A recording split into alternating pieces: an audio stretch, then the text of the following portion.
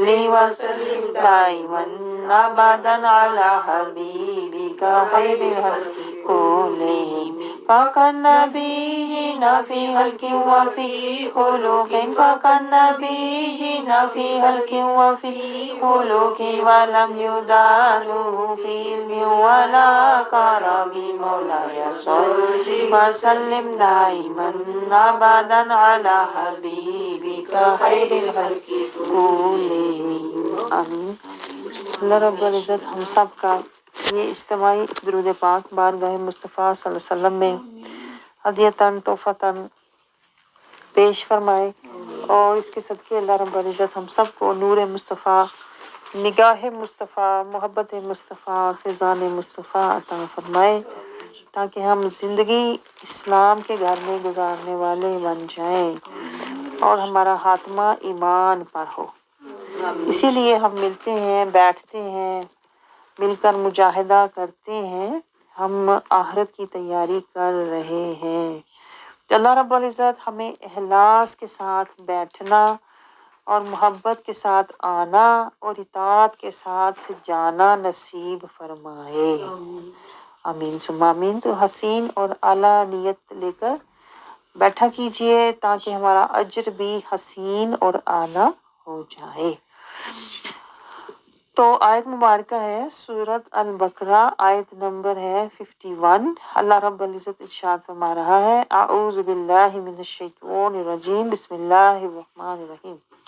وَإِذْ اور جب، وَعَدْنَا ہم نے وعدہ کیا، موسیٰ علیہ السلام سے، 40 لیلۃ 40 راتوں کا، ثم اتخذتم تم نے بنا لیا، العجل بچڑا، من بعدہ اس کے بعد، وانتم اور تم ظالمون ظالم تھے۔ یہ اس کا لفظی ترجمہ ہوا۔ اب ہم با محاورہ ترجمہ دیکھتے ہیں۔ با محاورہ ترجمہ کیا ہے؟ اور جب ہم نے موسیٰ علیہ السلام سے 40 رات کا وعدہ کیا تو تم نے ان کے پیچھے بچڑے کو معبود مقرر کر لیا اور تم ظلم کر رہے تھے۔ آپ دیکھیں، آپ سورۃ البقرہ ہے اور آیت نمبر 49 سے ہی اللہ رب العزت ہمیں قصہ سنا رہا ہے۔ پہلے آپ نے دیکھا اللہ تعالیٰ نے شروع میں آدم علیہ السلام اور ملائکہ کا قصہ سنایا تھا، اس میں بھی ہمارے لیے حکمت اور نصیحت کی باتیں تھیں۔ اب اللہ رب العزت نے دوسرا قصہ ہمیں سنانا شروع کیا ہے، اور یہ موسیٰ علیہ السلام اور فرعون کا قصہ ہے۔ تو وہی بات کہ جب اللہ رب العزت کوئی قصہ سناتا ہے نا، تو اس میں کوئی نہ کوئی آپ کے لیے نصیحت کی، اس میں حکمت کی، اس میں کوئی نہ کوئی اللہ تعالیٰ ریاضت، محنت، مشقت، تزکیہ، طہارت، کوئی نہ کوئی اللہ تعالیٰ پہلو ضرور بیان کر رہا ہوتا ہے۔ آپ سمجھ رہے ہیں؟ تو اس لیے کسی بھی آیت کو آپ پڑھ کے نظر انداز نہیں کر سکتے۔ لیکن دکھ کی بات کیا ہے، ہم تو شروع سے ہی آیات کو صرف پڑھ رہے ہیں، نہ ان کو سمجھ رہے ہیں، نہ تفکر، نہ تدبر، نہ تفقہ، کچھ بھی اس سے حاصل نہیں کر رہے، جس کی وجہ سے نہ ہمیں کہتے ہیں نا روحانی ترقی ہوئی، نہ ایمانی ترقی ہوئی، اور نہ ہی ہم اللہ کی بارگاہ میں کوئی درجہ اور مقام پا سکے۔ تو قرآن کے ساتھ دیکھیں، شروع میں اللہ رب العزت نے فرمایا ہے اہدنا الصراط المستقیم۔ تو اللہ تعالیٰ کہہ رہا ہے صراط المستقیم پر جو سفر کرنا ہے نا، قرآن کو ساتھ لے کر چلنا ہے۔ صراط المستقیم کا سفر کیسے ہوگا؟ ایک ہاتھ میں قرآن اور دوسرے ہاتھ میں شریعت مصطفیٰ، سنت مصطفیٰ۔ لیکن ایسا لگ رہا ہے کہ جیسے ہم نے صراط المستقیم کا سفر کیا ہی نہیں ہے، شروع ہی نہیں کیا۔ مطلب ہم کہتے ہیں نا جاتے ہیں اور آ جاتے ہیں، ایک قدم جاتے ہیں آگے، دو قدم پیچھے، آپ سمجھ رہے ہیں؟ لیکن اللہ ہمیں یہی تو بات سمجھا رہا ہے، اللہ کو صراط المستقیم پر ہمارا آنا جانا نہیں چاہیے، آپ سمجھ رہے ہیں؟ اللہ یہ نہیں کہہ رہا کہ ادھر سے ایک پھیرا لگا کے تو واپس آ جاؤ، اللہ کہتا ہے من کو پھیرو اور صراط المستقیم پر چلو، اور چلو بھی ایسے استقامت اور حفاظت پھر اللہ سے مانگو، اور جب چلنا ہے تو کیا، ایک ہاتھ میں رکھنا ہے قرآن، تاکہ ہمارا جو عمل اور کردار ہے وہ بھٹکنے نہ پائے، اور دوسرے ہاتھ میں رکھنا نبی کی سنت، تاکہ شیطان تمہیں بلانے نہ پائے۔ لیکن ہم نے دونوں ہی کام نہیں کیے، اس لیے ہم بھٹکے بھی رہتے ہیں، بھولے بھی رہتے ہیں، اور بہکے بھی رہتے ہیں۔ آپ کو سمجھ آ رہی ہے؟ تو یہ میں اس لیے بات کر رہی ہوں کہ آپ ساتھ ساتھ اپنا محاسبہ، اپنا جائزہ، دیکھیں آیت کا بھی ہم جائزہ لیتے ہیں نا، یہ پوائنٹ نوٹ کریں۔ ایک تو آپ کو میں نے بتایا تھا کہ آیت کا جائزہ لینا ہے، آیت کا تجزیہ کرنا ہے، آیت کا مطالعہ کرنا ہے، آیت کے اندر آپ نے اس سے ہدایت لینی ہے، اس سے آپ نے اپنی اصلاح کرنی ہے، لیکن آیت کا تجزیہ اور جائزہ لینے کے ساتھ ساتھ آپ نے اپنا بھی جائزہ لینا ہے۔ یہ پوائنٹ نوٹ کریں، اپنا بھی جائزہ لیں کہ میں اس آیت پر کتنا عمل کرتا ہوں، اور میں نے اس آیت سے پہلے تو لیا کیا، اور پھر سمجھا کیا، اور پھر پایا کیا، اور پھر میں نے اس سے اپنی کتنی اصلاح، کتنا میں نے اپنے اندر تزکیہ اور طہارت کو لیا۔ آپ سمجھ رہے ہیں؟ تو یہ ہے، ہم آیت بائے آیت لے کر ہر آیت سے، کہتے ہیں نا بے شک ہم قطرہ ہی لے لیں، ایک ذرہ ہی لے لو نور کا، ہر آیت سے نور کا کوئی نہ کوئی ذرہ حصہ لے کر اپنے من کو منور کرتے جائیں، تاکہ جو اندر شیطان نے اندھیرے وسوسے، جو اندر شیطان نے سیاہ پردے ڈالے ہوئے ہیں نا، وہ اس طرح قرآن کے نور سے قطرہ بقطرہ، ذرہ بذرہ دور ہوتے چلے جائیں گے۔ یعنی شیطان، اگر میں آپ کو یوں کہوں، شیطان جو وسوسے ڈال رہا ہے نا، قرآن ان کو مٹا رہا ہے۔ جیسے ریزر ہوتا ہے نا، ربڑ ہوتا ہے ہاتھ میں، تو قرآن جو ہے یہ فرقان بھی ہے، یعنی یہ شیطان کے ڈالے ہوئے اندھیرے وسوسے دور بھی کرتا ہے۔ لیکن یہ دور تو تبھی ہوں گے نا جب ہمیں دھونا آئے گا، کہ دھونا کیسے ہے اپنے من کو، کہ جو شیطان کا وسوسہ ہے وہ میں نے قرآن کے نقطے سے دھونا ہے۔ آپ کو یہ بات سمجھ آئی؟ یہ بہت گہرا پوائنٹ ہے۔ شیطان کا وسوسہ، قرآن کا نقطہ، جب اس پر غالب اور حاوی آج ہو جائے گا، تو پھر وہ جو شیطان کا ڈالا ہوا وسوسہ تھا نا، اس کو تو اللہ نے پہلے ہی قرآن پاک میں فرمایا ہے کہ شیطان کا وسوسہ کتنا ہی مضبوط کیوں نہ ہو، وہ مکڑی کا جالا ہے، اتنا کمزور ہوتا ہے۔ لیکن چونکہ ہم بودر ہی نہیں کرتے دھونے کا، ایک بندے کے اوپر دیکھیں گندگی پڑی ہو اور اس کو دھوئے ہی نہ، دیکھے ہی نہ، صاف ہی نہ کرے، تو وہ بڑھتے بڑھتے بڑھتے بڑھتے پھر سارا انفیکشن اور سارا سیاہ اور تباہ ہو جاتا ہے۔ ہمارے من کا یہ حال ہے کہ شیطان نے دیکھیں اگر وسوسہ ڈالا، اس نے تو ڈالنا ہی ہے، اس کا تو کام وسوسے ڈالنا ہے، اس کا تو کام ہی من کو اندھیرے میں اور وسوسوں میں ڈالنا ہے۔ لیکن آگے ہمارا یہ کام تھا کہ ہم مجاہدہ کرتے، جیسے ہم گھر کی روزانہ صفائی کرتے ہیں نا، اس طرح من کی بھی روزانہ صفائی دھلائی قرآن سے کرنا ضروری ہوتی ہے، کہ جب شیطان وسوسہ ڈالے اس کے آگے آپ قرآن کی آیت اور نقطہ لے آئیں۔ آپ کو سمجھ آ رہی ہے کہ یہ کرنی کیسے ہے؟ دیکھیں طریقہ کار بھی تمہیں پتا ہو نا کہ کرنا کیسے ہے۔ اب کہنے کو پورا قرآن موجود ہے کہ نہیں، لیکن نہ ہمیں کچھ مل رہا ہے، ہم نے سجا کے بنا کے اوپر، بلکہ اس کے اوپر شائنی کور چڑھا کے تو اوپر رکھ دیتے ہیں، زندگی سے بھی اوپر اور دماغ سے بھی اوپر۔ حالانکہ ہونا کیا چاہیے تھا کہ اس قرآن کو اوپر سجانے کی بجائے ہم اس سے من کو سجاتے ہیں، اپنے ایمان کو اس سے ہم کہتے ہیں نا ترقی دیتے، ہمارا ایمان ترقی پاتا اور ہمارا من قرآن کے نقطوں سے اور نور سے سجا ہوا ہوتا، لیکن ہمیں نہ یہ طریقہ سمجھایا گیا، نہ ہمیں اس رستے پر لگایا گیا۔ آپ سمجھ رہے ہیں؟ کیونکہ ہم نے قرآن کو اقرا پہ چھوڑا ہوا تھا، ایسی بات ہے کہ نہیں؟ جب ہم نے اس کو پڑھ کے چھوڑ دیا تو قرآن نے بھی پھر ہمیں ہدایت دینا چھوڑ دی۔ جب ہمیں قرآن کی پرواہ نہیں تو آپ سوچیں کیا قرآن کو ہماری پرواہ ہوگی؟ قرآن کو بھی ہماری پرواہ نہیں ہے۔ ایسے ہی اللہ بھی کرتا ہے، اللہ بندے کو رزق دیتا ہے، سب کچھ دیتا ہے، لیکن اللہ ساتھ یہ بھی کہتا ہے کہ اللہ الصمد، اللہ بے نیاز بھی ہے، دیتا وہ سب کو ہے، لیکن اگر تمہیں اللہ کی پرواہ نہیں ہے نا، اگر تم اللہ کی آیات اور احکامات اور حدود کی پرواہ نہیں کرتے نا، تو پھر اللہ بھی کہتا ہے مجھے بھی تمہاری کوئی پرواہ نہیں۔ ایسے ہی قرآن ہے، کیونکہ قرآن کلام الہی ہے۔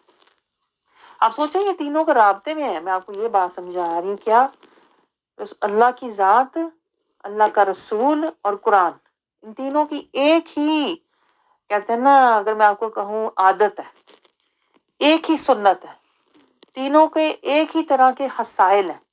کہ دیکھیں رسول اللہ صلی اللہ علیہ وسلم بھی تبلیغ کیا کرتے تھے، کھول کھول کر آیتیں اور نقطے سمجھایا کرتے تھے، تزکیہ فرمایا کرتے تھے، لیکن پھر بھی لوگ جو آپ کو دے کے منہ موڑ کے چلے جاتے تھے نا، تو پھر اللہ نے کیا کہا؟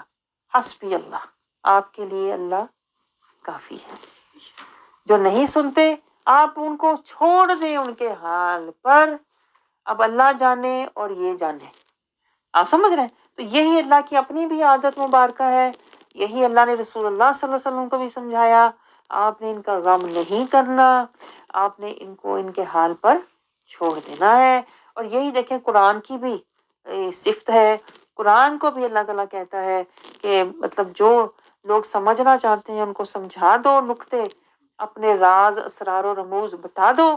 جو قرآن سے منہ موڑتے ہیں، قرآن بھی پھر ان سے اپنا سینہ جو ہے وہ ہٹا لیتا ہے۔ آپ سمجھ رہے ہیں؟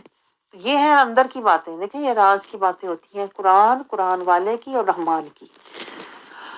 تو ان پر ذرا نظر رکھا کریں، کیونکہ یہ باتیں آپ کو کسی کتاب میں نہیں ملنے والی، یہ سطری نہیں صدری ہوتی ہے، اور اصل علم ہی صدری ہوتا ہے۔ میں آپ کو بتاؤں، سطری جو ہوتا ہے نا، سطری یہ معلومات ہوتی ہے، یہ معلومات ہے، ٹھیک ہے، لیکن جو اندر حقیقت ہے، اس کے اندر جو معرفت ہے، جو اس کے اندر حکمتیں ہیں، جو اس کے اندر گہرائیاں ہیں، وہ صدری میں ہوتی، وہ صدر سے، سینے کو سینے سے ملتی ہیں۔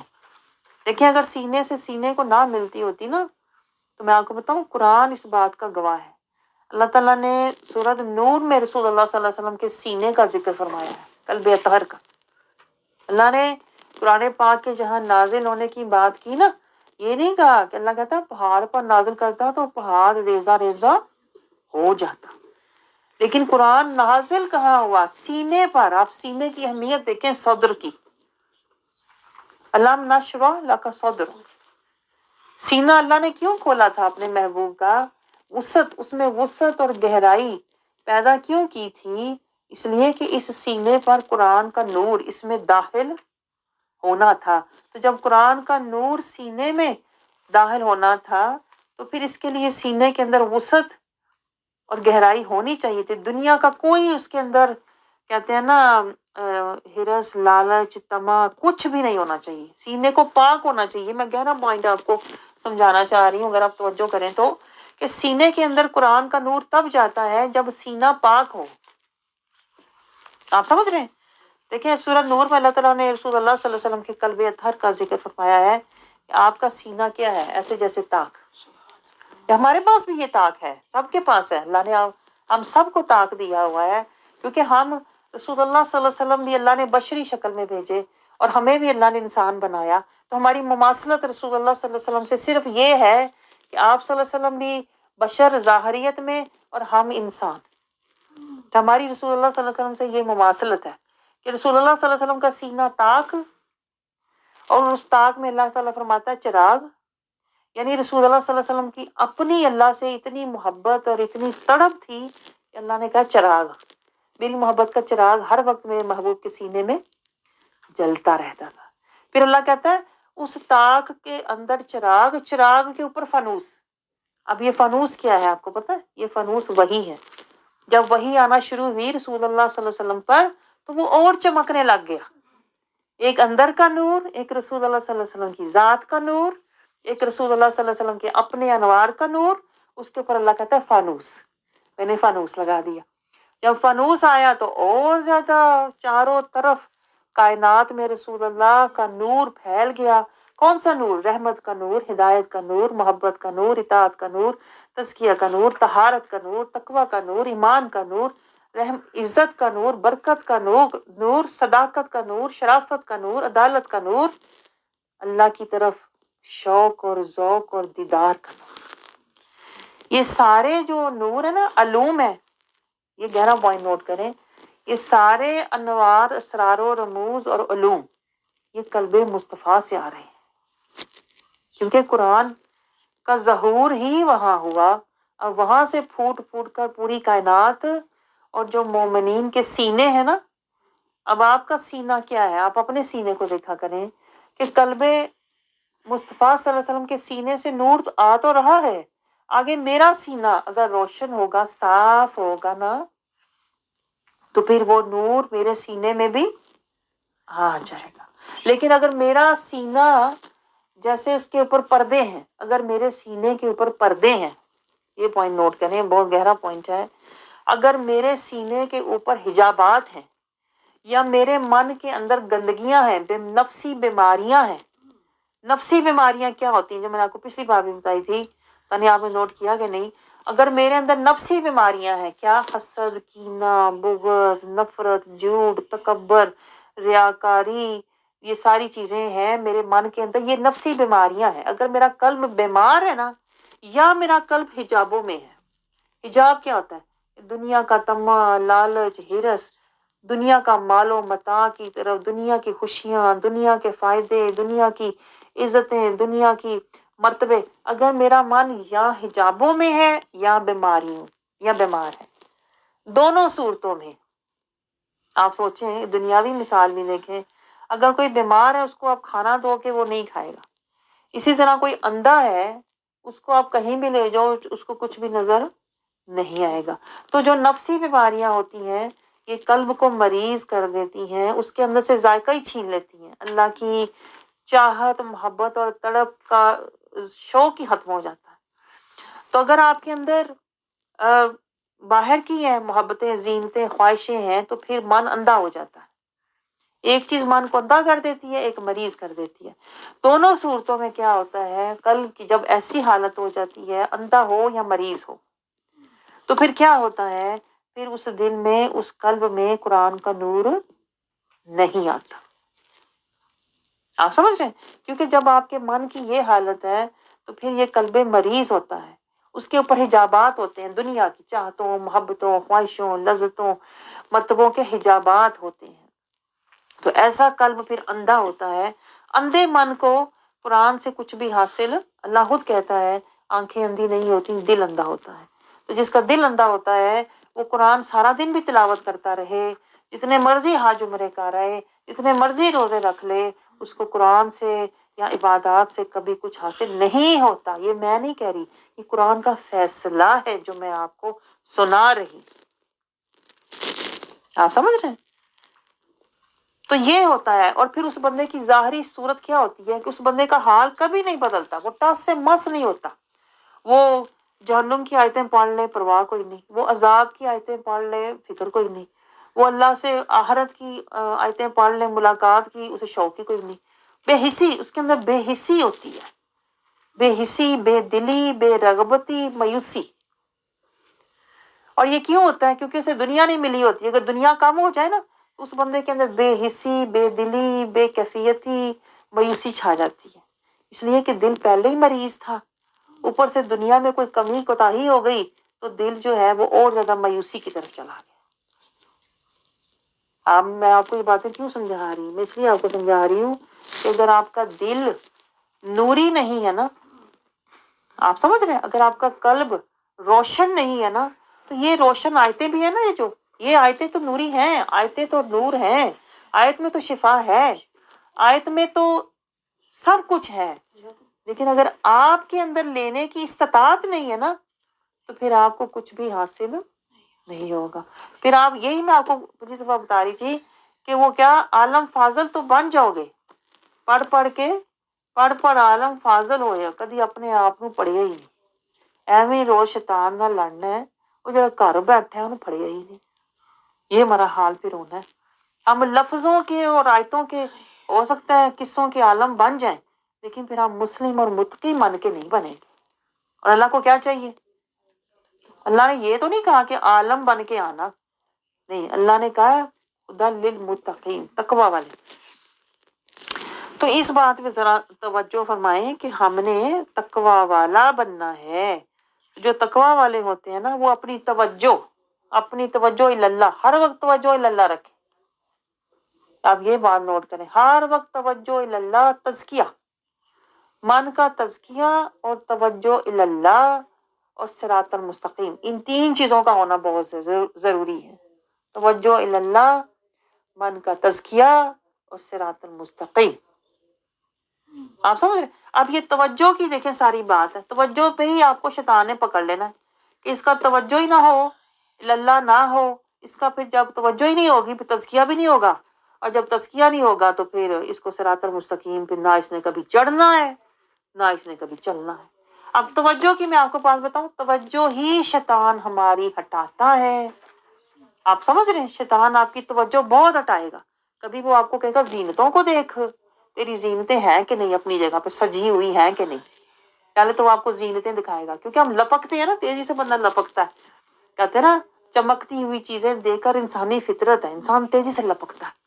शैतान के कहा जीनतें देख, तेरा ज़ौज राजी है, तेरे बेटे खुश हैं, तेरा सोना तेरा ये बढ़ रहा है ना, तेरा ज्यादा पहले से हो गया, जमा हो गया।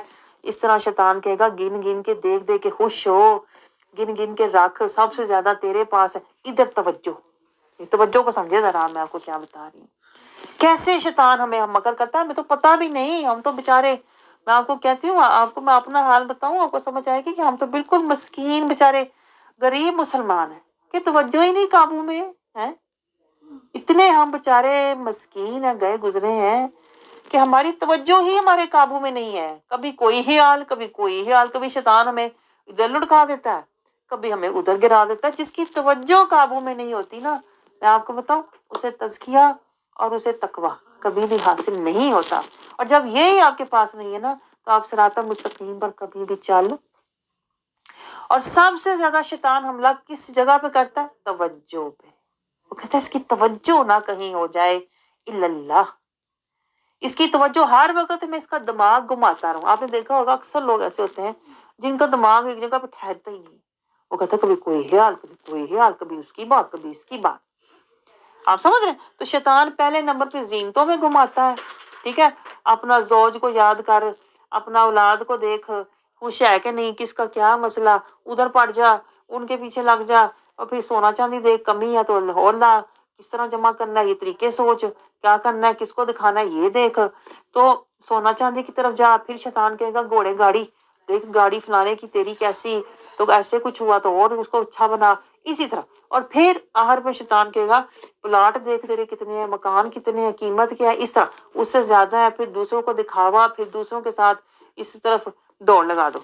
आप समझ? तो ये तवज्जो पहले शैतान हमारी जीनतों में घुमा के रखेगा, और फिर आजमाइशों में हमें रुलाएगा।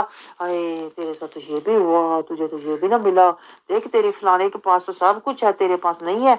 अब तू बैठ के रो, अब तू बैठ के गम कर, अब तू अल्लाह से बैठ के शुक्र शिकवे कर, अब तू अल्लाह की नाफरमानी कर। अल्लाह ने तुझे नहीं दिया, इसका मतलब है तू बदनसीब, तू फलाने की किस्मत अच्छी, तेरी तो हर चीज़ खराब, वो खुश नसीब, तू बदनसीब। इस तरह शैतान फिर आजमाइशों में हमें क्या करता है? रुलाता है। पहले जीनतों से बहकाता है, फिर आजमाइशों में हमें गिराकर रुलाता है, ताकि हमारी तवज्जो ये सोचे जरा शैतान ये सारा जाल किस लिए बुनता है। आपको तो पता ही नहीं मस्कीन बंदों को कि शैतान मकड़े का ये जो जाल है हर वक्त आपके इर्द गिर्द बुनता रहता है। हर वक्त आपको पता, हर वक्त शैतान कहता है या ये जीनतों में रहे या आजमाइशों में। دو چکر ہر وقت آپ کے گرد شیطان ایسے ایسے چلاتا رہتا ہے، اس لیے آپ کا جو ذہن ہے نا اس سے باہر جا ہی نہیں پاتا، جا نہیں پاتا۔ یہ گھر بیٹھے آپ کا حال ہے، گھر بیٹھے آپ یوں ہوتے ہیں، یہاں زینتوں میں بیٹھے خوش ہو رہے ہوتے ہیں، اپنے آپ کو جنتی سمجھ رہے ہوتے ہیں، اور یہاں آزمائشوں میں بیٹھ کے رو کے اپنے آپ کو بد نصیب سمجھ رہے ہوتے ہیں۔ اس لیے اللہ نے کہا تجاہدو فی سبیل اللہ، نکلو اللہ کی طرف مجاہدہ کرنے کے لیے، تواصوا بالحق تواصوا بالصبر میں، انعمت علیہم میں بیٹھو، امر بالمعروف اور نہی عن المنکر میں بیٹھو، تاکہ تمہارے اوپر جو شیطان نے پردے، جو وسوسے، جو جالے، جو حملے کیے ہوئے ہیں، جو طریقیاں ڈالی ہوئی ہیں، وہ تمہیں نظر آنا شروع ہو۔ ہمیں نظر بھی نہیں آتا، میں آپ کو بتاؤں، شیطان بالکل بندے کے، انسان کے دل کو نا اندھا کر کے رکھتا ہے، اسے فیل ہی نہیں ہوتا۔ آپ سمجھ رہے ہیں؟ وہ گپ شپ روٹین کی چل رہی ہے، فلانے کی باتیں، فلانے کی باتیں، اس کی باتیں، اس کی باتیں، شیطان کہتا ہے یہ تو تیری روزانہ کی روٹین ہے، اسی میں رہ، تیری توجہ ادھر ہی رہے۔ آپ کو سمجھ آ رہی ہے؟ یہ شیطان کا گہرا مکر ہے جو میں آپ کو سمجھا رہی ہوں۔ ادھر ادھر ہمیں زینتوں میں یا آزمائشوں میں، فلانے کی آزمائشیں تیری زینتیں، ایسے شیطان کہے گا تیری زینتیں اس کی آزمائشیں، تو خوش نصیب وہ بد نصیب۔ بس دیکھیں کتنے چکر شیطان دیتا ہے، یعنی ہمیں اسی میں گھما کے ہمیں آیتوں سے دور، ہمیں شیطان کیا کرتا ہے اسوہ حسنہ مصطفیٰ سے دور، ہمیں شیطان تقویٰ کے زاد راہ سے دور، ہمیں شیطان آخرت کی فکر سے، اللہ کی رضا سے دور، دنیا میں مسرور۔ یہ دھوکہ شیطان اس طرح ہمیں دے کے رکھتا۔ تو یہ میں آپ کو کہہ رہی تھی کہ آیات کو پڑھ کے گزر نہ جایا کریں۔ آپ سمجھ رہے ہیں؟ اگر آیت آپ سے ریلیٹ نہ ہوتی، یہ گہرا پوائنٹ نوٹ کریں، اگر دیکھیں قرآن کی کوئی بھی آیت ہے، اگر وہ آپ سے متعلقہ نہیں ہے نا تو وہ قرآن میں ہوتی نا۔ آپ سمجھ رہے ہیں؟ قرآن کو اللہ کہہ رہا ہے ہدی للناس، تو اس کا مطلب کیا ہے؟ ہر آیت کے اندر آپ کے لیے کوئی نہ کوئی نصیحت، کوئی نہ کوئی اللہ نے اس کے اندر عبرت، کوئی نہ کوئی رحمت، کوئی نہ کوئی محبت، کوئی نہ کوئی اللہ تعالیٰ نے اپنی حکمت اور اطاعت کا نقطہ آپ کے لیے رکھا ہوا ہے۔ جب وہ نقطہ آپ لے لو گے نا تو وہ شیطان کا وسوسہ جو آپ کے قلب پر شیطان ڈالتا رہتا ہے نا، ہر وقت ڈالتا رہتا ہے۔ آپ تو کبھی کبھی جاگتے ہیں نا، ہم تو کبھی کبھی دیکھتے ہیں اچھا زیادہ ہی پریشر ہو گیا، پھر آپ کو نظر آنا شروع ہوتا ہے۔ شیطان تو ہر وقت اپنے کام میں، ہم تو کہیں ہفتے بعد ذکر کر لیں، مہینے بعد ذکر کر لیں، شیطان ہر وقت وسوسہ ڈالتا رہتا ہے۔ تو یہ وسوسے قرآن کے نقطے، قرآن کی آیات سے نصیحتیں لے کر دور ہوں گے۔ اس لیے قرآن میں تدبر کرنا، تفکر کرنا، تفقہ کرنا، قرآن سے نصیحت اور تزکیہ اور ہدایت لینا، اور پھر اس قرآن کا اتباع کرنا ضروری، فرض، واجب ہے۔ آپ نے تو خالی نماز ہی فرض کی ہے نا اپنے اوپر، نماز فرض ہے۔ جو اصل فرض تھا، جس نے آپ کو صراط المستقیم پر لے کر جانا تھا، جس فرض نے آپ کی عبادات کو اللہ کی بارگاہ تک پہنچانا تھا، وہ فرض ہی آپ نے چھوڑا ہوا۔ اب میری بات سمجھ رہے ہیں؟ یہ بھی شیطان کا مکر ہے۔ آپ دیکھیں ذرا، شیطان کہتا ہے بس نماز، شہادہ، نماز، روزہ، حج یہ فرض ہے، زکوٰۃ اور کوئی فرض نہیں تیرے پر۔ ہم بھی یہی سمجھ کے بیٹھے ہوئے ہیں، شروع سے یہی سنتے آ رہے ہیں، یہی سمجھ کے بیٹھے ہوئے۔ ہماری سوچ ہے کہ نہیں؟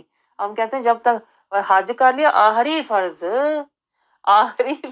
بھی میرا پورا ہو گیا، اب میرے سارے فرض پورے۔ بلکہ جب بچوں کی شادی ہوتی سارے فرض پورے ہو گئے، ہن آخری فرض حج بھی کرائی۔ حالانکہ جو فرض شروع کا فرض تھا وہ ہم نے ابھی تک کیا ہی نہیں۔ جو پہلا فرض تھا وہ کیا تھا؟ توجہ اللہ، پھر اپنا تزکیہ، من کا تزکیہ، وہ مجاہدہ، اس کے لیے مجاہدہ، تزکیہ کے لیے پھر مجاہدہ چاہیے تھا، مجاہدہ کرنے کے لیے پھر کوئی جماعت چاہیے تھی، کہیں کسی جماعت میں بیٹھ کے میں اپنا تزکیہ کرتی، طہارت لیتی، اور پھر اللہ کی اطاعت، اطیعوا اللہ اطیعوا رسول، اللہ نے قرآن پاک میں جگہ جگہ فرمایا یہ فرض ہے۔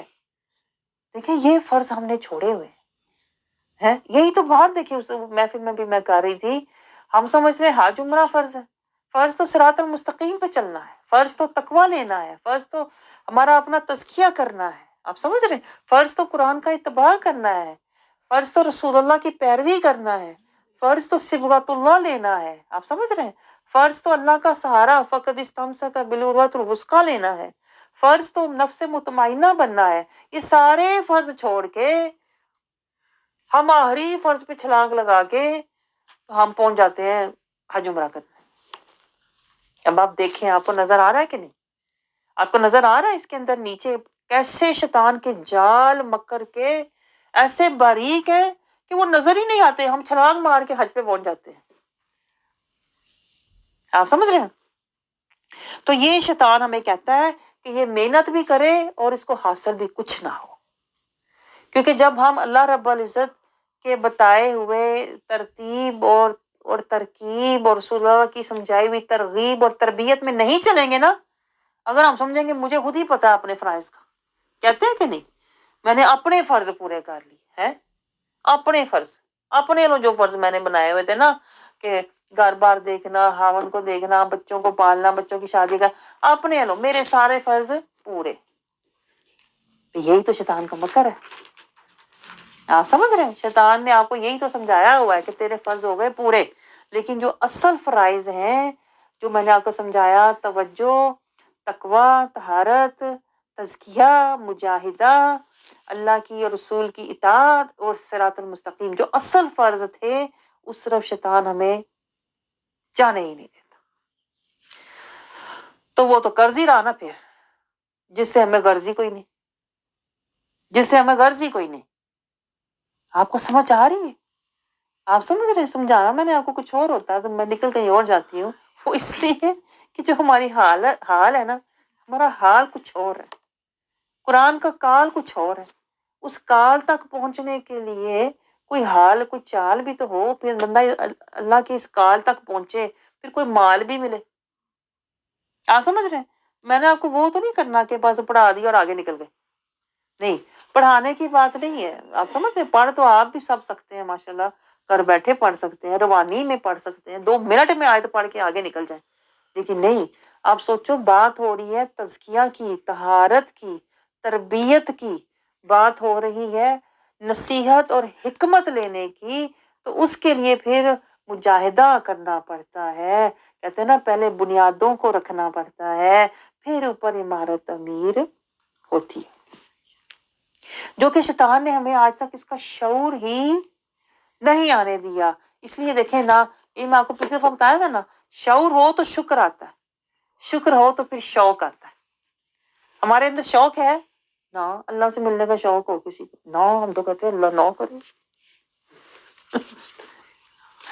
موت کا نام سنتے ہی موت پڑ جاتی, پتہ نہیں موت کیا چیز ہے. ہم سمجھتے ہیں سب سے بری چیز موت ہے, اور رسول اللہ صلی اللہ علیہ وسلم کا کیا فرمان ہے, موت مومن کے لیے تحفہ ہے.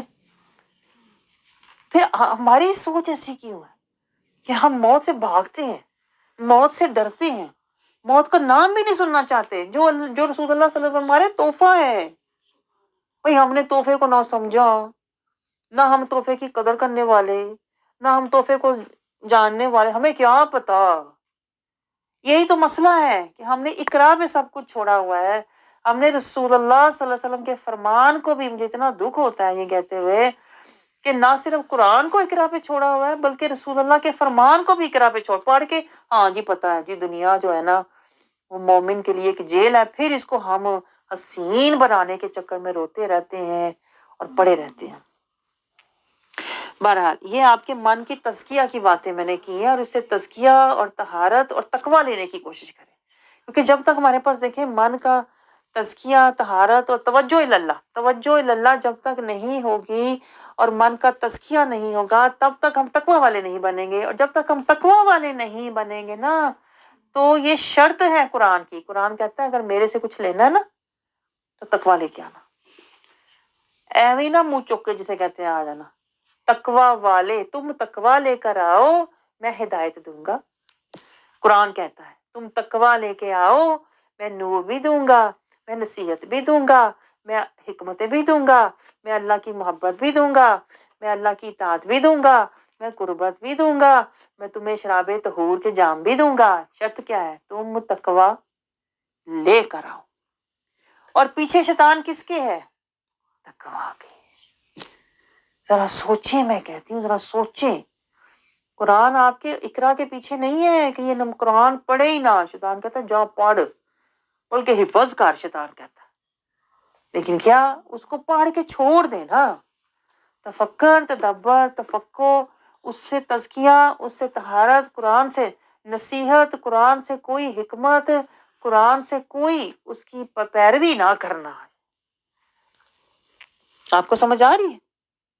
تو اس آیت مبارکہ میں اللہ رب العزت نے جب فرمایا کہ ہم نے موسیٰ سے 40 رات کا وعدہ لیا، اس آیت مبارکہ میں اللہ رب العزت ہمیں عبرت اور نصیحت دلا رہا ہے۔ عبرت، یہ عبرت کا مقام ہے کہ جو موسیٰ علیہ السلام کی قوم تھی نا، وہ ان کے بعد کو شرک کا شکار ہو گئی، جب انہیں معلوم بھی تھا کہ موسیٰ علیہ السلام اللہ کی بارگاہ سے لینے گئے ہوئے ہیں تورات، اور اتنی آزمائشوں کے بعد گئے ہیں موسیٰ علیہ السلام۔ آپ کو پتہ، پہلے اتنے ان کو اللہ نے ان کے اوپر آزمائشیں ڈالی، عذاب بھی ڈالے، موسیٰ علیہ السلام کی دعا سے وہ بچتے بچاتے، وہ وہاں سے دریا سے پار ہو کے جب آئے تو چونکہ جسے ہوتا ہے نا، کچھ لوگوں کی جیسے ہوتا ہے فطرت میں نافرمانی ہوتی ہے، جیسے کہتے ہیں نا جڑوں میں ان کے نافرمانی ہوتی ہے، جیسے وہ کہتے ہیں نا اپنی عادت، جیسے بچھو ڈنگ مارتا ہی مارتا ہے، فطرت نہیں بدلتی کئی لوگوں کی، جتنا مرضی انہیں نصیحت دے دو، ہدایت دے دو، قرآن سے نور دے دو، انہوں نے اپنی فطرت پہ اپنی چھوڑنی نہیں بات۔ اسی طرح دیکھیں بنی اسرائیل کی قوم تھی، اتنی آزمائشوں سے گزر کے آ رہے ہیں، اتنے عذابوں سے چھوٹ کے آ رہے ہیں، اس کے باوجود جب موسیٰ علیہ السلام نے انہیں مصر تک لے کر آئے حفاظت سے، اور انہیں کہا کہ بھئی مجھے اب اللہ کی بارگاہ سے کوئی آپ کے لیے ہدایت اور نصیحت لے کر آنی ہے، تاکہ اب جو یہاں ہم پہنچے ہیں تو اب ہم زندگی اللہ کی اطاعت اور ہدایت اور محبت میں گزاریں، تو میں اب جا کے آپ کے لیے کتاب لے کے آتا ہوں، میں تختیاں لے کے آتا ہوں تورات کی۔ اللہ تعالیٰ نے ان کو بلایا کس کے لیے؟ 30 راتوں کے لیے شروع میں، پھر وہ اللہ تعالیٰ نے بعد میں 40 کر دیں۔ دیکھیں آزمائش ان کی بھی تھی، اللہ نے 40 کر دیں۔ اب پیچھے کیا ہوا؟ پیچھے کہتے ہیں وہ جو قوم تھی انہوں نے آپس میں گننا شروع کر دیا، دن اور رات کو الگ الگ کر کے گننا شروع کر دیا، ایک 10 کو کہیں وہ 20 ہے، 20 کو کہیں 30 ہے، کہ موسیٰ علیہ السلام جو وعدہ کر کے گئے ہیں وہ کہیں دن اور رات یہ 2 ہیں، ایک نہیں اس کو شمار کرتے تھے، 2 شمار کرتے تھے، یہاں لکھا ہوا ہے۔ تو اس وجہ سے انہوں نے کہا کہ موسیٰ علیہ السلام نے جو 30 راتوں کا کہا تھا وعدہ، وہ تو غلط بیانی ہم سے کر کے گئے ہیں۔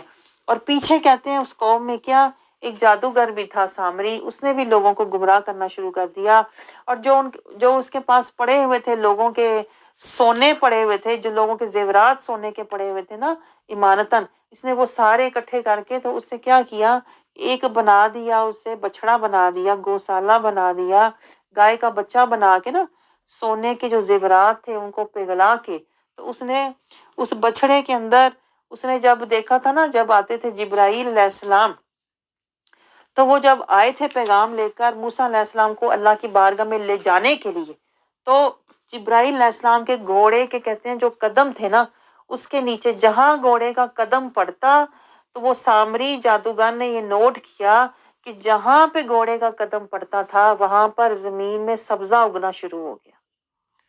اس گھوڑے کے اندر اتنی اللہ تعالیٰ کی کہتے ہیں طاقت، رحمت تھی، اتنا نور تھا کہ اس کے قدم جہاں پڑتے وہاں سبزہ سبزہ ہو جاتا، یعنی زندگی آ جاتی۔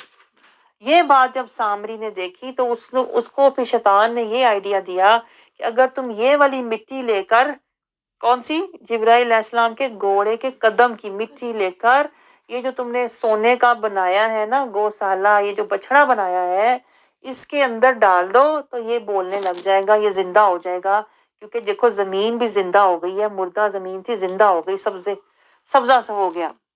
تو اس نے یہی کیا، اور اس سے پھر ہوا کیا، وہ جو اس نے سونے کا بنایا تھا بچڑا، اس نے بولنا شروع، آوازیں نکالنی شروع کر دی۔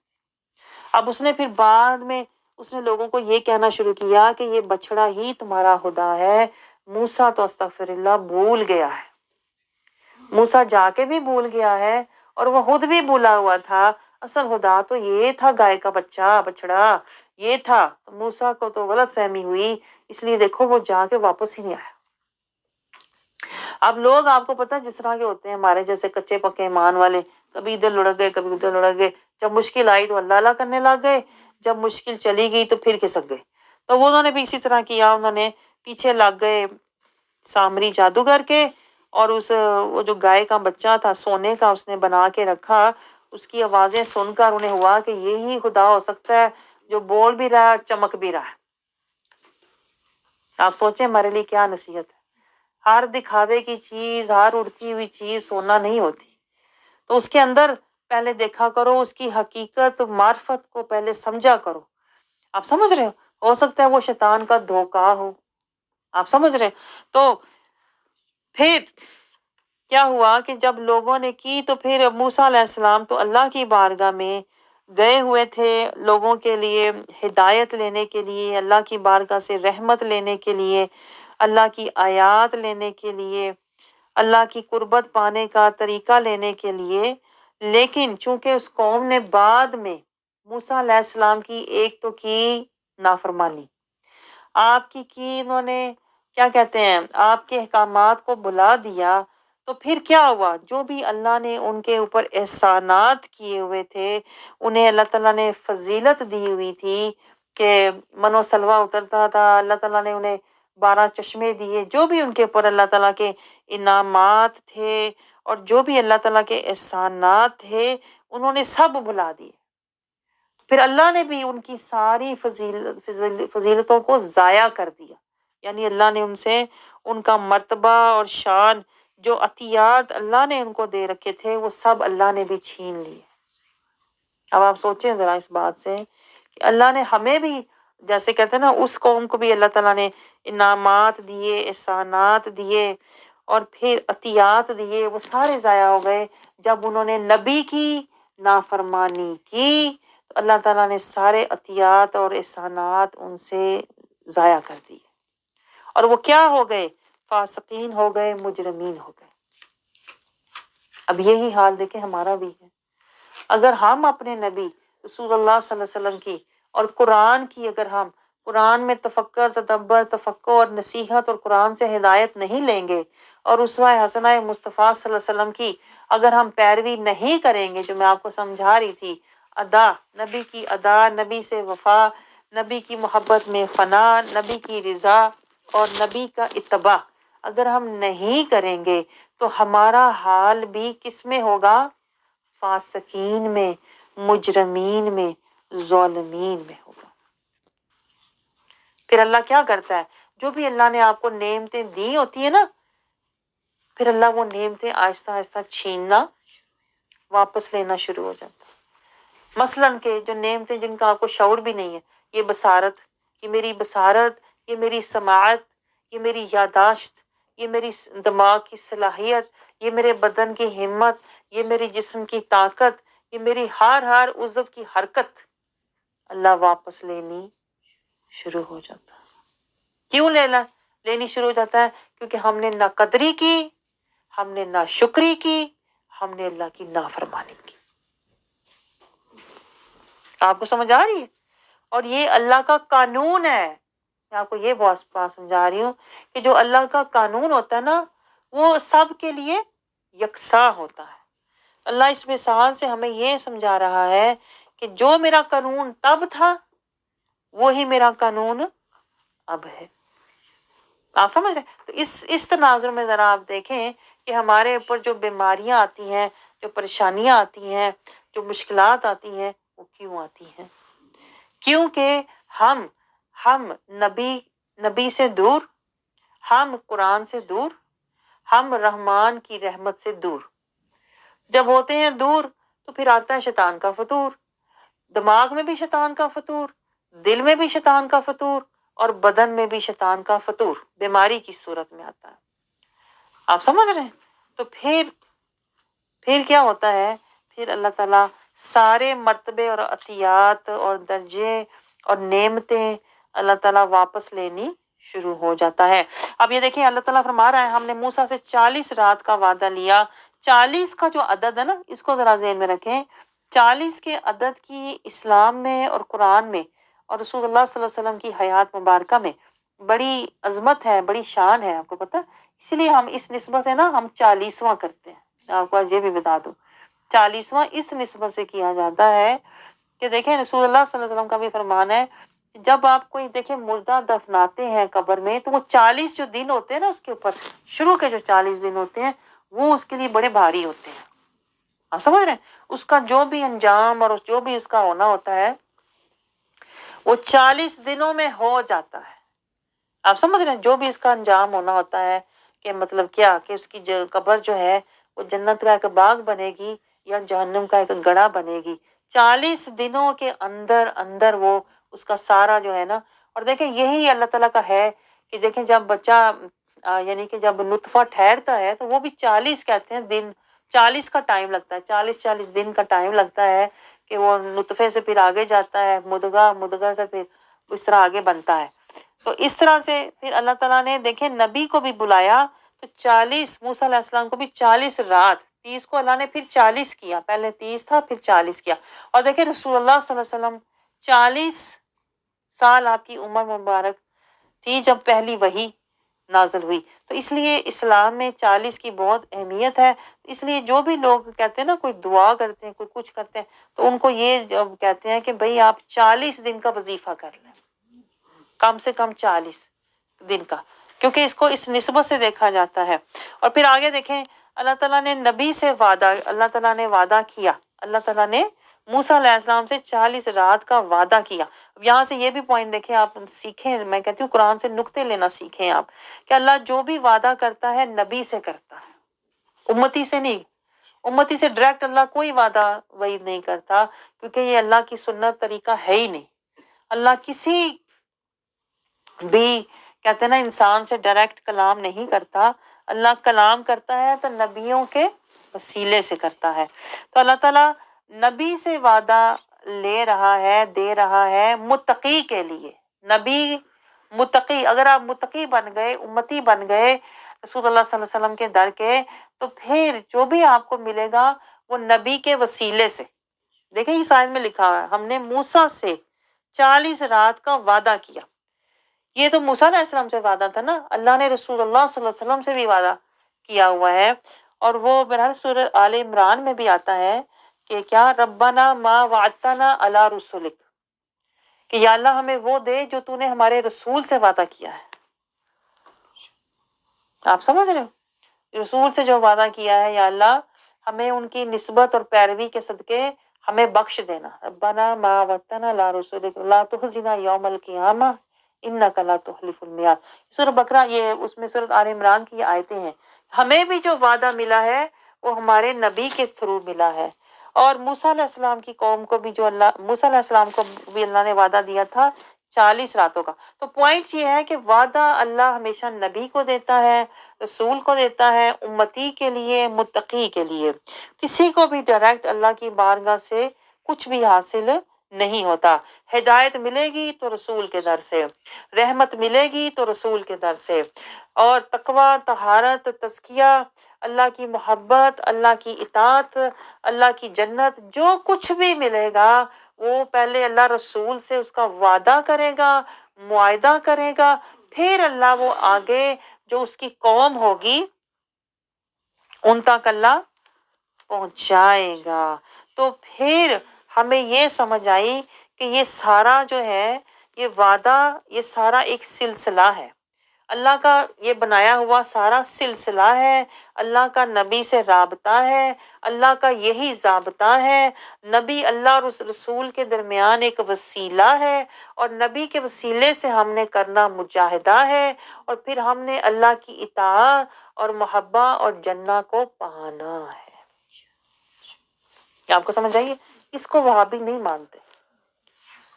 وہابی کہتے ہیں ہمیں کسی وسیلے کی ضرورت ہی نہیں ہے۔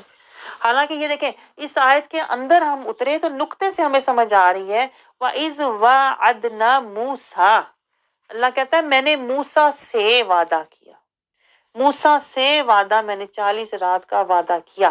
تو جو بھی اللہ وعدہ، ہدایہ، نعمہ، جو بھی اللہ عزت، عظمت، رحمت، برکت، جو بھی اللہ جنت وعدہ، جو کچھ بھی اللہ معاہدہ کرتا ہے، رابطہ کرتا ہے، وہ اپنے رسول سے کرتا ہے. آپ مجھے بتائیں رسول کے بغیر ہم کیسے کچھ بھی پا سکتے ہیں؟ نہ وعدہ پا سکتے ہیں، نہ ہدایہ پا سکتے ہیں، نہ تقویٰ پا سکتے ہیں، نہ اللہ سے رابطہ پا سکتے ہیں، اور نہ ہی جنت پا سکتے ہیں. آپ کو سمجھ آئیے؟ بلکہ جو کچھ ہمارے پاس ہے وہ بھی ہم ایسے کہہ کے ضائع کر دیتے ہیں. جب ہم کہتے ہیں نا کہ ہم اس وسیلہ کو نہیں مانتے تو ہم اللہ کے ضابطے کی نفی کر رہے ہیں. آپ سوچیں ہم کتنا بڑا گناہ کر رہے ہیں. آپ کو گہرائی سے سمجھ آئی ہے؟ اس لیے جو لوگ اس طرح کا عقیدہ رکھتے ہیں نا کہ ہمیں نبی کا وسیلہ نہیں چاہیے، وہ آیات کا جو اللہ کا ضابطہ ہے نا، جو اللہ کا ایک اصول و ضابطہ ہے، وہ اس کے خلاف بات کر رہے ہوتے ہیں. اور جو اللہ کے ضابطے کے خلاف چلے، اللہ کی آیات کے خلاف چلے، وہ کبھی بھی مسلمان نہیں ہو سکتا. اس لیے جو وہابی ہیں نا ان کو خارجی کہا جاتا ہے. خارجی آپ سمجھتے ہیں؟ خارجی ہوتا ہے ایکسکلوڈ، آؤٹ. یہ آؤٹ آف اسلام طبقہ ہے. آپ کے شعور کے لیے بتا دوں، تاکہ اکثر لوگوں کو میں نے یہ بھی کہتے سنا ہے بھئی ہم تو قرآن سننے جاتے ہیں، بھئی ہم تو قرآن سنتے ہیں، جی ہم تو قرآن سن رہے ہیں. لیکن آپ کس سے سن رہے ہیں ذرا یہ تو دیکھیں. خارجی لوگوں سے. آپ کو کوئی نہیں ملا، امتی نہیں ملا، کوئی نبی کا در کا منگتا نہیں ملا، کوئی آپ کو سچا سچا راستہ دکھانے والا نہیں ملا. آپ کو خارجی کے پاس ہی جانا تھا سننے کے لیے قرآن. اور یہی تو اللہ کو پسند نہیں ہے. آپ کو پتہ ہے قرآن پاک میں ایک آیت مبارکہ ہے سورۃ منافقون میں، کہ شروع میں اللہ کہہ رہا ہے کہ یہ منافق آ کے کہتے ہیں رسول اللہ صلی اللہ علیہ وسلم کے سامنے کہ یہ اللہ کے نبی ہیں، ہم گواہی دیتے ہیں. اللہ تعالیٰ کہتا ہے مجھے تمہاری گواہی کی ضرورت نہیں، تمہاری گواہی اور تم دونوں بے وقت ہو. حالانکہ کہہ وہ بھی یہی رہے ہیں. اللہ کہتا ہے تمہارا کہنا بیکار ہے، کیونکہ تمہارے اندر نہیں، تمہارے اندر میرا یار نہیں ہے، تمہارے اندر میرے محبوب کی محبت نہیں ہے، مجھے تمہاری گواہی کی ضرورت نہیں ہے. یہی تو میں آپ کو سمجھا رہی ہوں کہ جو رسول اللہ صلی اللہ علیہ وسلم کی عظمت، شان، اختیار و شفاعت کو نہیں مانتے، اور آپ ان کے پاس جا کے تجوید سیکھیں گے یا آپ ان سے قرآن کی تفسیر سنیں گے، تو اللہ کہتا ہے میں ایسے لوگوں کو دیکھتا بھی نہیں. ایسے لوگوں کو اللہ کہتا ہے یہ میری نہیں مانتے، میں ان کی نہیں مانتا. ان کی گواہی بھی بیکار اور ان کا ایمان بے یار و مددگار. کیونکہ ہمارے ایمان کا گواہ کون ہے؟ رسول اللہ. تو جو رسول اللہ صلی اللہ علیہ وسلم کی شفاعت کو ہی نہ مانے، اس کے ایمان کا گواہ کل کو کون ہوگا حشر کے دن؟ آپ کو پتہ ہے یہ بھی قرآن پاک میں آیت ہے کہ ہر نبی اپنی اپنی امت پر گواہ ہوگا، لیکن جو رسول اللہ صلی اللہ علیہ وسلم ہے نا، وہ سب امتیوں، سب نبیوں پر گواہ ہوں گے. سب کے رہنما رسول اللہ ہوں گے. آپ کو پتہ ہے سب نبیوں کے گواہ بھی رسول اللہ، اور سب امتیوں کے گواہ بھی رسول اللہ صلی اللہ علیہ وسلم ہوں گے. اس لیے آپ صلی اللہ علیہ وسلم کو شاہد کہا جاتا ہے. ان کے بھی شاہد ہیں اور ہمارے حال کے بھی شاہد ہیں کہ ہم سنت مصطفیٰ میں زندگی گزار رہے ہیں کہ نہیں. تو جو یہ مانے ہی نا کہ نبی حاضر ناظر ہے، نبی شاہد ہے، نبی شفاعت دینے والا ہے، جو یہی نہ مانے، تو پھر اللہ تعالیٰ کو ایسے لوگوں کی کہتے ہیں نا قرآن پڑھنے کی اور سنانے کی کوئی ضرورت ہے ہی نہیں. یہ بھی ذرا نکتے ذرا غور کیا کریں. آپ کسی دھوکے میں نا ہر جگہ جا کے بیٹھ جایا کریں. آپ سمجھ رہے ہیں؟ کیونکہ رسول صلی اللہ علیہ وسلم کی عظمت کے بغیر، شفاعت کے بغیر میں اور آپ کوئی ہستی نہیں، کچھ بھی نہیں ہے. میں آپ کو بتاؤں یہ صرف شیطان کی گمراہی ہے، یہ تباہی ہے. اور دیکھیں یہی تو اللہ تعالیٰ ہمیں یہاں سے یہ بھی سمجھا رہا ہے کہ موسیٰ علیہ السلام کی قوم نے ان کی نہیں مانی نا. موسیٰ علیہ السلام اپنی قوم کو کیا کہہ کے گئے تھے؟ تم لوگ ہارون کی پیروی کرنا، ہارون کی اطاعت میں رہنا. اپنے بھائی کو انہوں نے انچارج مقرر کیا تھا. تو قوم نے پیچھے سے ان کی تعلیمات کو بھلا دیا اور سامری کے پیچھے لگ گئے. کہ سامری جو دکھا رہا تھا، شو دکھا رہا تھا، ساری شوبدہ بازی کہ یہ بول رہا ہے وہ چمک رہا ہے، لوگ اس سے متاثر ہو گئے. آج بھی ہوتا ہے یا نہیں؟ بڑے بڑے آپ نے دیکھا ہوگا مولوی بڑا بڑا اونچا بولتے ہیں، بڑا بڑا ڈرا کے دمکا کے بڑا چیخیں مار کے بول رہے، قرآن کی باتیں چیخیں مار مار کے سنا رہے ہوتے ہیں. کئی میں نے دیکھا ہے مولویوں کو، عالموں کو کہ یوٹیوب پہ چڑھے ہوتے ہیں اور اونچا اونچا اور زور زور اور ڈرا ڈرا کے لوگوں کو باتیں سمجھاتے ہیں. تو اللہ تعالیٰ یہی تو دیکھیں کتنے نکتے ہوتے ہیں آیت میں کہ موسیٰ علیہ السلام کے پیچھے سامری نے بڑا چمکتا ہوا، بڑا بولتا ہوا، بڑا حسین جمیل ان کو وہ گوسالہ دکھایا، تو جو لوگ من کے منافق تھے، یہ نوٹ کریں ذرا پوائنٹ، جو لوگ منافق تھے، اندر سے ظالم تھے، دنیا دار تھے، مال پرست تھے، ہوس پرست تھے، آپ سمجھ رہے ہیں، انہوں نے دیکھا چمکتا ہوا، بولتا ہوا، کیا بات ہے، ہمیں بھی اس سے کچھ مل جائے گا، مال و متاع، تو وہ اس میں بہک گئے۔ تو یہی ہوتا ہے، اللہ تعالیٰ ہمیں سمجھا رہا ہے کہ موسیٰ علیہ السلام کی قوم کی طرح نہ ہو جانا، جنہوں نے اپنے نبی کی تعلیمات کو بھلا دیا اور وہ بھٹک گئے۔ آج ہمارا یہ حال ہے کہ نہیں، بتائیں؟ ہم نے بھی صراط المستقیم، رسول اللہ صلی اللہ علیہ وسلم کی سمجھائی ہوئی جو ترتیب تھی، ترتیب، یہ پوائنٹ نوٹ کریں، میں آپ کو بار بار کیا کہتی ہوں، ترتیب جو رسول اللہ صلی اللہ علیہ وسلم نے سمجھائی تھی، ایک ہاتھ میں کتاب، ایک ہاتھ میں سنت اور صراط المستقیم کا راستہ، رضا خدا، اتباع مصطفیٰ، ہم نے دونوں چھوڑے ہوئے کہ نہیں؟ ہم کیا کرتے ہیں؟ ہم تو رضا دیکھتے ہیں، اپنی اولاد کی رضا ہے یا زوج کی رضا دیکھتے ہیں، اور ہم اپنے مفاد پہ نظر رکھتے ہیں، رضی اللہ پہ نظر نہیں رکھتے، مفاد پہ نظر رکھتے ہیں، یہی تو گمراہ ہے۔ جب ہم اپنے خاندان اور اپنے مفاد پہ نظر رکھیں گے، اسی کو تو گمراہی کہتے ہیں، جس کی ہمیں کچھ بھی خبر نہیں ہے۔ آپ سمجھ رہے؟ تو یہی ان کی قوم نے کیا تھا، اور وہ شرک کرنے پر پہنچ گئے، یعنی جب آپ بھول گئے ہو تو پھر جو بھی آپ کے سامنے آ جائے آپ اسی کے پیچھے چل پڑتے ہو، اے میرا خاوند جو کہتا ہے، جو بھی کہتا ہے، یہ میری اولاد بیٹے جو بھی کہتے ہیں، اسی کو ہم پھر اپنا خدا بنا لیتے ہیں کہ نہیں؟ یہ سورۃ الاعراف میں آئے تھے، آپ کو پتہ ہے؟ اللہ تعالیٰ کہتا ہے کہ آپ نے ایسے شخص کو دیکھا جس نے اپنے نفس کو اپنا خدا بنا رکھا ہے، نفس کو خدا، یعنی نفس میں کسی کی محبت ڈال لی، کس کی؟ زوج کی، بیٹے کی، یا سونے چاندی کی، یا گھوڑے گاڑی کی، یا کیا کہتے ہیں پراپرٹی کی، اس محبت کو نفس میں بسا کر اسی کے پیچھے چل پڑا۔ آپ سمجھ رہے ہیں؟ اللہ نے سورۃ الاعراف میں فرمایا ہے کہ ایسے شخص کو کیا آپ نے دیکھا جس نے اپنا نفس اپنا خدا بنا رکھا ہے؟ آپ کو پوائنٹ سمجھ آیا؟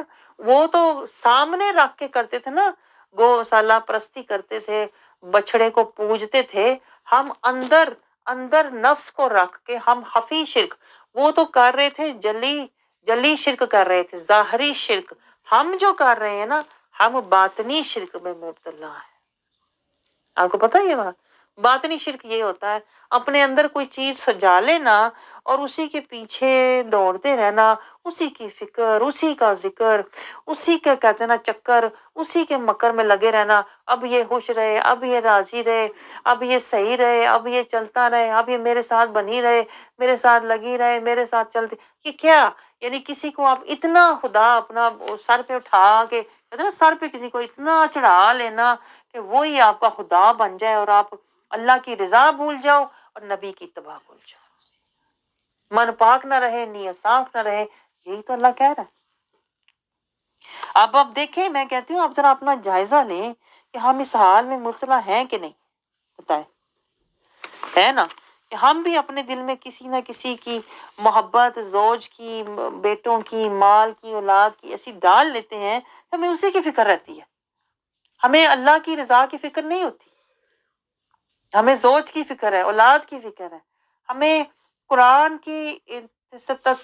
سے تزکیہ اور طہارت لینے کی فکر نہیں ہے، ہمیں اولاد کے ساتھ یا مال کے ساتھ یا خاندان کے ساتھ صحیح چلنے کی فکر ہے۔ ہماری ساری فکریں، میں آپ کو بتاؤں، نہ قرآنی، میں نے آپ کو پہلے بھی بتایا تھا نا، نہ قرآنی ہے، نہ رحمانی ہے، نہ نورانی ہے، ہماری فکریں ساری دنیاوی ہیں، نفسی ہیں، شیطانی ہیں۔ ظاہر ہے پھر جس کی فکر ہو اسی کے پیچھے انسان، اسی کے پیچھے کہتے ہیں نا وہ چل رہا ہوتا ہے، اسی کے مکر، اسی کے جکر، اسی کے اثر میں پھر زندگی گزارتا ہے۔ تو اللہ تعالیٰ ہمیں یہ سمجھا رہا ہے، یہاں پر یہ بھی پوائنٹ ہے کہ جو پیچھے سے انہوں نے تو ظاہری بچڑے کی پوجا کی اور وہ اللہ کے نافرمان ہو گئے، ہم باطنی زینتوں کے پیچھے دوڑتے ہیں اور قرآن سے انجان اور ایمان سے بے خبر، اور ہم بھی رحمان کے نافرمان ہو کے بیٹھے ہوئے۔ ہمیں کیا ملا؟ یہ سوچیں، ہمیں یہ ملا اس سے نکتہ کہ میں نے بھی اپنے من کا جائزہ لینا ہے، آج سے میں نے اپنا محاسبہ کرنا ہے، میرا دل کہیں مریض تو نہیں ہے، آپ سمجھ رہے ہیں؟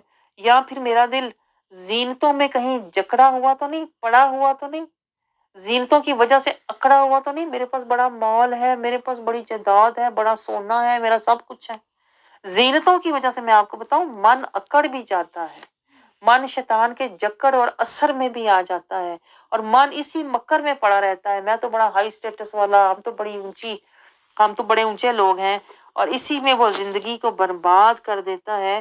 اور اس کی حقیقت کیا ہوتی ہے؟ اس کی حقیقت پھر کیا ہوتی ہے؟ اللہ تعالیٰ خود ہی فرما رہا ہے وَأَنْتُمْ ظَالِمُونَ۔ آپ کو سمجھ آیا؟ اللہ تعالیٰ کہتا ہے وہ تو ظاہری شرک کر کے ظالم ہو گئے، تم باطنی نفس کی پوجا کر کے تم بھی ظالم ہو۔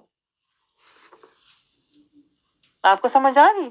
ورنہ قرآن اور رسول اللہ صلی اللہ علیہ وسلم کے ہوتے ہوئے ہم گمراہ ہو جائیں، ہم قرآن سے بے خبر ہو کے زندگی گزار رہے ہیں، تقویٰ کے زیادہ راہ کی ہمیں فکر ہی نہیں ہے۔ جب ہمیں دیکھیں توجہ نہیں ہے، تزکیہ نہیں ہے، ہم تقویٰ والے نہیں ہیں، صراط المستقیم پر نہیں ہے نا، تو ہم ظالم ہی تو ہیں۔ آپ کو سمجھ آ رہی؟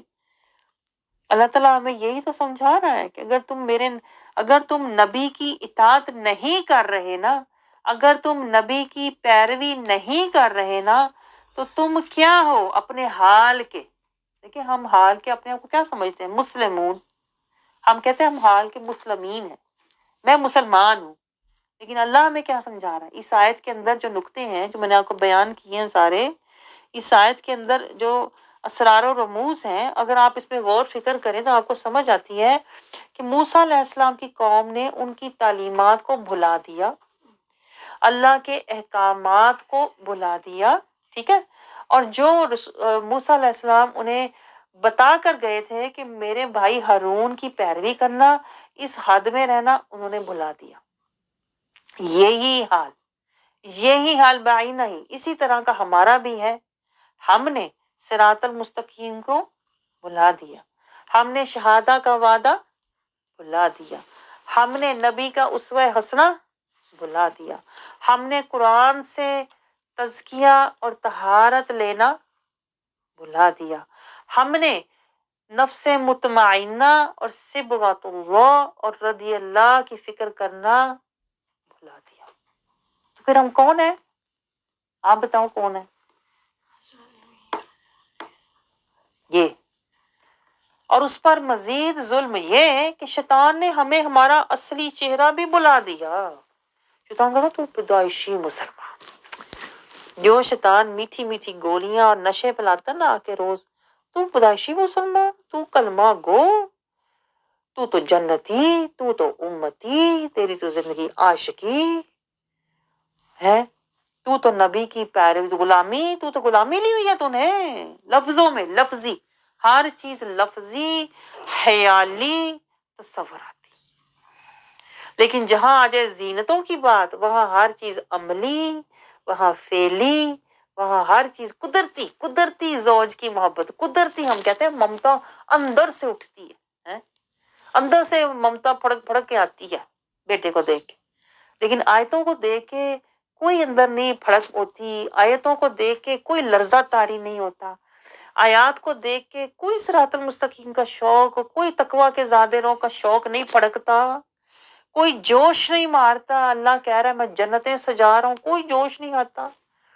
اللہ کہہ رہا ہے کہ میرے لیے تقویٰ کا زاد راہ لے کے آنا، تاکہ جنتیں جو میں نے تمہارے لیے سجائی ہیں، ہمیں کوئی جوش نہیں آتا، ادھر ہم بالکل ٹھنڈے ٹھار ہو کے بیٹھے ہوئے، آپ سمجھ رہے ہیں؟ لیکن جہاں آ جائے زینتوں کی بات، ہمیں تو کوئی جوش چڑھتا ہے، میں تو خاوند کے لیے، میں تو بچوں کے لیے، میں تو گھر بار کے لیے، مکان بنانے کے لیے، کیا کیا ہم وہ کرتے ہیں کہ نہیں، تردد کرتے ہیں، دوڑ بھاگ کرتے ہیں۔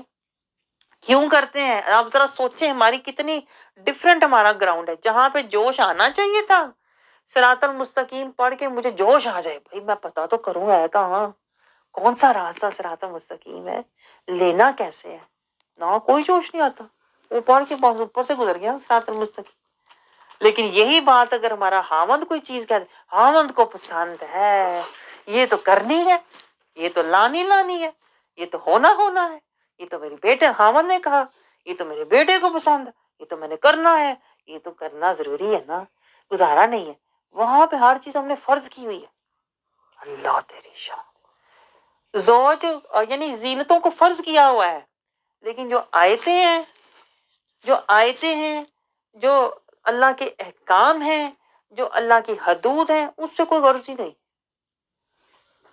آپ سمجھ رہے ہیں؟ اس وجہ سے ہم ظالم، حال کے ظالم اور غافل اور جاہل اور بے خبر۔ آپ کو سارا سمجھ آیا؟ اس وجہ سے، اور کہنے کو ہم مسلم، لیکن میں نے آپ کو بتایا تھا نا، مسلم تو وہ ہوتا ہے، اللہ تعالیٰ نے قرآن پاک میں فرمایا من اسلم وجہہ للہ، جو اپنے نفس کو جھکا دے اللہ کے آگے، وہ محسن، اللہ کہتا ہے میں اسے محسن کا درجہ دے دیتا ہوں۔ حالی مسلمان نہیں رہتا، وہ مسلم سے متقی، متقی سے مومن، مومن سے صالحین، صالحین سے محسنین کے درجے پر وہ پہنچ جاتا ہے۔ ہم تو مسلم ابھی تو ہم مسلم ہوئے ہی نہیں ہیں، کیونکہ ہم تو ظالم ہیں، ہوئے ہیں کہ نہیں؟ تو دیکھیں یہی بات اللہ میں سمجھا رہا ہے کہ جو لوگ ظالم ہوتے ہیں، جو اللہ کے احکام کو، ظالم کون ہوتا ہے؟ میں آپ کو ظالم کی ڈیفینیشن بتانے لگی، آخری بات، ظالم کی ڈیفینیشن کیا ہے؟ جو اللہ کی آیات کو نظر انداز کر دے، جو اللہ کے احکام کی پرواہ نہ کرے، جو اللہ کی حدود میں زندگی نہ گزارے، جو اسوہ حسنہ مصطفیٰ کی اطاعت نہ کرے، اور جو اللہ کے لیے تقوی کا زاد راہ نہ جمع کرے، وہ حال اور حقیقت کا وہ ظالم ہے۔ اور جو ظالم ہوتا ہے وہ سب سے زیادہ اس نے ظلم کس پر کیا؟ آپ کو پتا؟ اپنے ہی اوپر کیا، اپنے آپ کو جہنم کا ایندھن بنایا۔ حالانکہ اللہ نے تو کہہ رہا، اللہ نے اتنا کچھ دیا تھا، ہدایت دی، صحت دی، حکمت دی، نعمت دی، عزت دی، مہلت دی، فرصت دی، اللہ تو جنتوں کی طرف لے جانا چاہتا تھا۔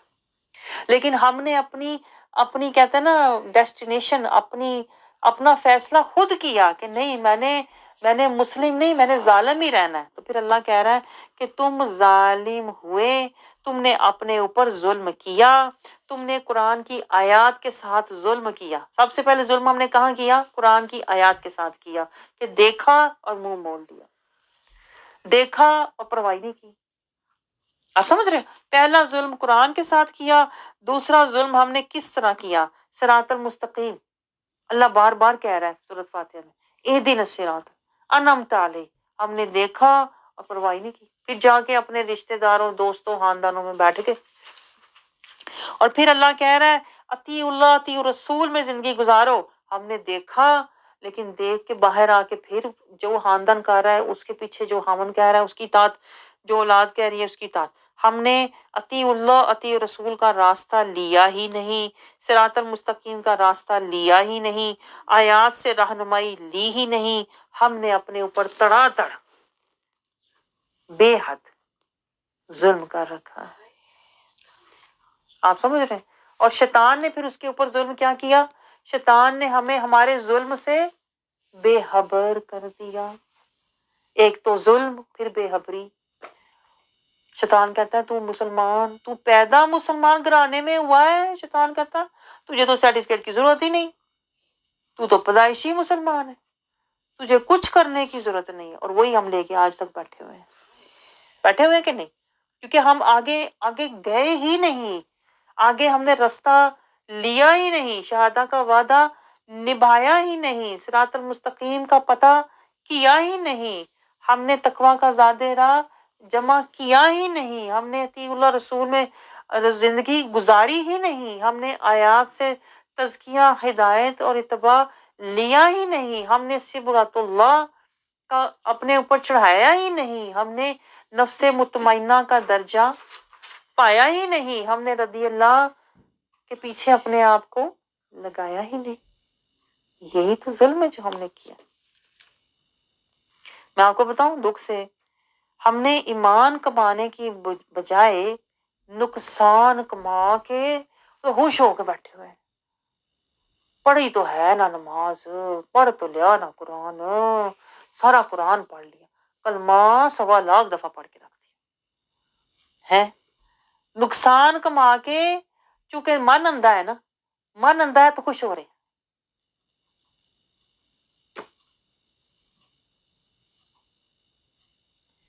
آپ کو سمجھ آ رہی ہے؟ اگر من زندہ ہوتا، بینا ہوتا نا، ہم روتے، ہم کہنے سے پہلے عمل والے ہوتے، پہلے کرتے پھر کہتے، ڈرتے ڈرتے۔ میں آپ کو بتاؤں، جن کے قلب بینا ہوتے ہیں نا، جن کے قلب زندہ ہوتے ہیں، حی، ہمارا تو قلب میت ہے نا، ادھر چھلانگ لگا کے ادھر پہنچ گئے، ادھر قرآن پڑھا، ادھر نماز پڑھی، پتہ کچھ بھی نہیں۔ جو قلب بینا والے ہوتے ہیں، میں آپ کو بتاؤں، وہ تو ایک ایک قدم لا پہ مجاہدہ، لا الہ پہ مجاہدہ، پھر الا اللہ پہ مجاہدہ کرتے کرتے، مراقبہ کرتے کرتے، اللہ کی رضا کی طرف مشاہدہ کرتے کرتے، وہ تو معانقہ کرتے اللہ کی بارگاہ میں، کہیں جا کے کہتے ہیں اب میں اس قابل ہوا ہوں محمد رسول اللہ۔ پہلے اوپر جاتے ہیں، پھر واپس نیچے، عاجزی، فقیری، زاری، اسیری، حضوری، محمد رسول اللہ کی پیروی کرتے ہیں، اور آخر پہ ملتا کیا ہے؟ رسول کے ساتھ رسول اللہ، رسول کے ساتھ ہی تو اللہ ہے۔ جو رسول اللہ تک پہنچ گیا اس کو کیا مل گیا؟ رضائے خدا، اتباع مصطفیٰ، اتباع مصطفیٰ سے مل گئی رضائے خدا۔ تو میری دعا یہ میں آپ سے کہتی ہوں، اللہ ہمارے پردے ہٹائے، وہ پردے جو شیطان نے ایک تو زینتوں کے ڈالے ہوئے ہیں، اور پھر شیطان نے ہمارے اندر نفسی بیماریوں کے اندر سے بھی بیمار کر رکھا ہے، ہمیں قلبی بیمار مریض بھی کیا ہوا ہے، اور اوپر سے اس نے ہمارے دل کو اندھا بھی کیا ہوا ہے دنیا کی محبت اور زینتوں میں ڈال کے۔ آپ سوچیں، ایک بندہ، ایک مثال، دنیاوی مثال لے لیں، چلیں، ایک بندے کو بیماریاں بھی لگی ہوں اور وہ اندھا بھی ہو، اس پہ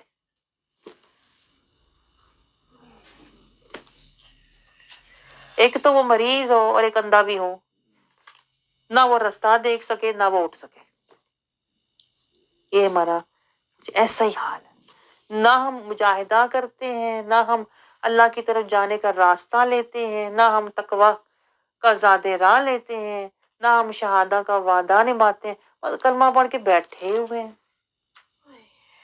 بیماریوں میں جکڑے ہوئے، اٹھیں کیسے؟ دل اندھا ہے، دوڑیں کیسے؟